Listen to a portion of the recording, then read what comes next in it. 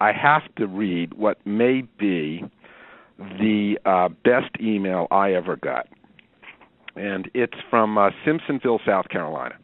Question for Jonathan. My daughter has been diagnosed with selective mutism, and I was wondering if there were any quick remedies or one particular event that can take place on my behalf to help break her of her anxiety. Magic. We seek magic. I have mixed reaction when I hear this, okay?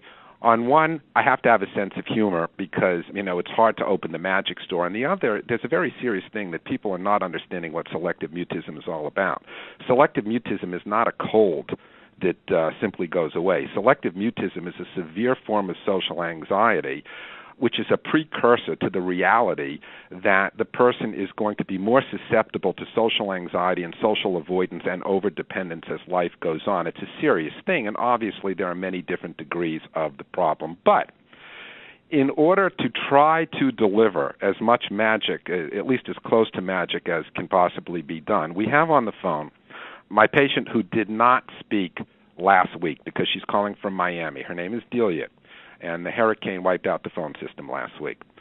So I want you to listen very carefully, because she has a great story, to Delia, who's going to describe where her child was, where he is now, how long it took to achieve the results, and what she did. You ready, Delia? Yes, I'm here. Okay, Delia, can you tell the listeners, and you have about 100 people on the line, can you tell the listeners where your son was at when we first started talking? When we first started talking, when we first met, Zachary was a selective mute child who wouldn't talk to anyone except to his sister, to his father, and to his stepfather. He wouldn't talk to me or to anyone else. He was always very quiet and lonely. He will avoid people around him. He will put his head down or hide behind my back if someone says hi or asks him a question. He will look away if another child of his age will invite him to play. Also, if I have any visitors in my house, he will go to a corner of the house and stay there until the visitors are gone. Zachary wouldn't do anything by himself. And Delia, what was going on in school?